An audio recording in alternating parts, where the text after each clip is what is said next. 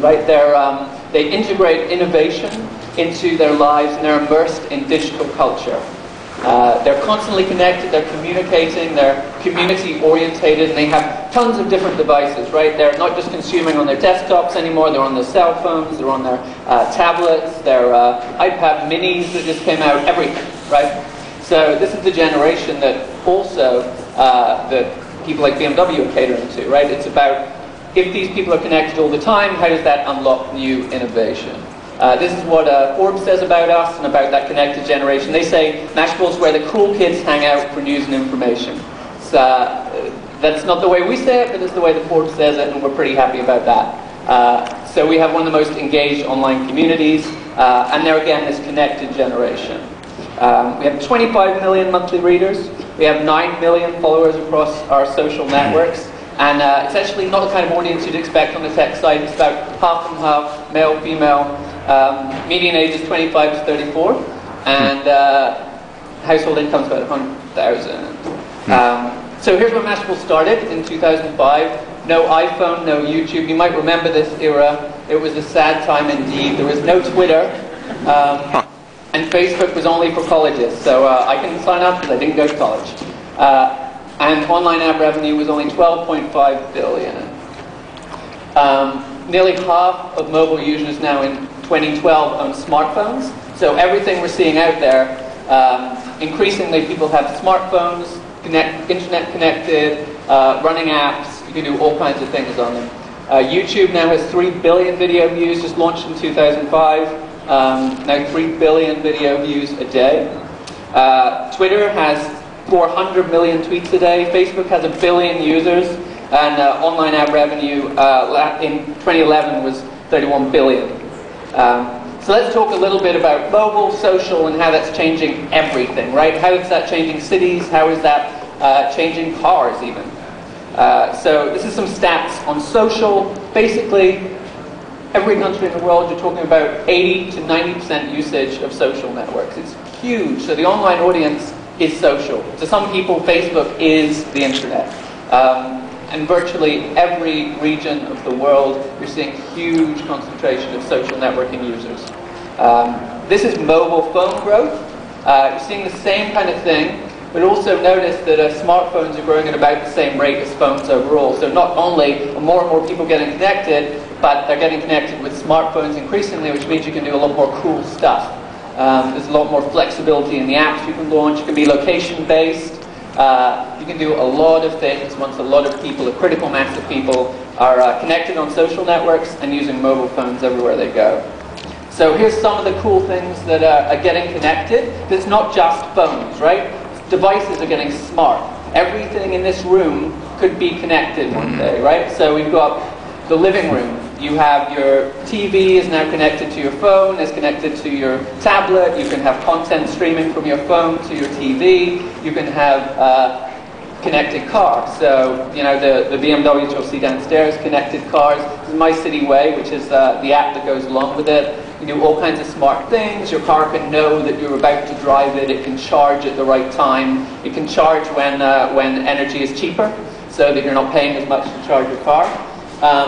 Personal devices, obviously phones, that's what we think of when we think of connected devices. Fashion and fitness stuff, right? So this is the Nike Fuel Band, and what that does is it tracks your activity, gives you a score, encourages you to do more activity. There's also rivals like Fitbit, but there's also connected clothing now, right? So you can have smart clothing, internet connected, can react to your location, can react to all kinds of things in your environment. There's the connected kitchen. This is what, when I was a kid at school, I wrote an essay. This is how old this idea is. I wrote an essay about how fridges were going to be connected, and they kind of are. And you can have, you know, like an iPad-like device on the front of your refrigerator. It can deliver messages and things. It can deliver recipes and that kind of thing to you. It can tell you, you know, the fridge can tell you, okay, you're running out of milk. We're going to order it for you online. It'll just show up. So that's a pretty cool idea, starting to take off. Download recipes from the internet, all kinds of things. Maybe it can tell you, based on what's in your refrigerator, what you should make for dinner tonight, and suggest some stuff. So that's a connected kitchen. And then this is actually, and I'll show you this a little bit later, it's a connected bus stop. So I'll tell you a little bit about it later, but basically billboards can be connected, they can be smart, they can know, who you are, where you are, all that kind of stuff. And this is a bus stop, actually, which is internet connected. So basically, you can imagine a world where everything could be, we did a story a couple of weeks ago, light bulbs, internet connected. They know when you come home to turn on, they know it's evening to, maybe dim the lights a bit. They can detect when they're going to run out, all that kind of stuff. So all the things around you are thinking, they're smart, they're connected.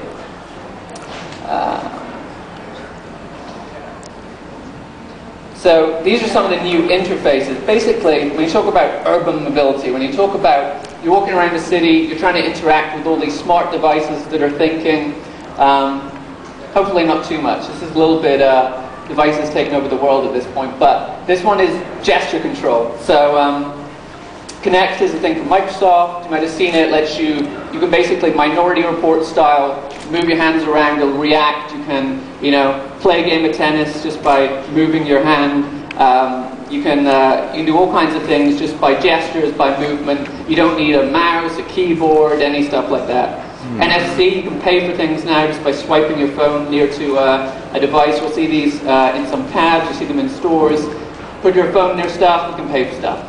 Voice stuff, this is Siri, but there's so many voice controls now. You can imagine in a city, you're not going to interact with all the objects that are alive and thinking by getting out a keyboard, right? It's just not practical. So you can speak to them, and voice recognition has been pretty poor in the past. It's getting better. Stuff like Siri is moving things forward, but it still needs to come up to speed a little bit. And then there's touch, of course, which has been the huge trend of, I guess, 2011, but pretty much since the iPhone came out, all the devices have started going touch, and now you're going to start seeing smart objects that you can touch and interact with. What's really key about this stuff is, if you're walking around a city, you're connected in the city, you want to interact with all these smart devices, you're probably not going to use a keyboard. Here's some of the stuff that's happening now. Everybody is connected. So, you have all these people in cities who are connected with their devices. They can coordinate better, and you can use resources more efficiently. So Drive Now, which you can find out a little bit about here, car sharing program kind of thing. But there's also Spotify. Instead of buying your music, you can just rent it. It's much cheaper. You might want to listen to different music every month. Why not pay a subscription fee? Subscription-based movies with Netflix is well established. Rent the runway. Why would you pay for a really expensive dress when you could just rent it for the night? It's far more efficient. And these are the kinds of connected models that now exist because everyone is connected. Zipcar, same kind of model, renting cars. Then you have collaborative consumption. So that's kind of when I own something and I say, hey, why don't you borrow it for a little bit, I'm not using my car most of the time. It's a statistic that the average car is not moving for about 23 hours out of 24 hours. So you have all these cars in garages that are not getting used. So why wouldn't you rent your car? You get insurance for it, obviously, hopefully putting it out there to some trustworthy people, but you can also make a little bit of money, right, by renting your car out. There's things like dog vacay, where people can look after other people's dogs if you don't want to send them to kennels. There's bicycle sharing. So the basic concept is like, Airbnb is obviously the core one. You have an apartment, people want to come stay in the city, why not just rent it out day to day as a trusted network of people who will look after your apartment. And then obviously digital wallets. So payments are changing. Your phone is now going to become your wallet. And how does that change everything? Well, hopefully, in a little while, you won't actually have to carry a wallet.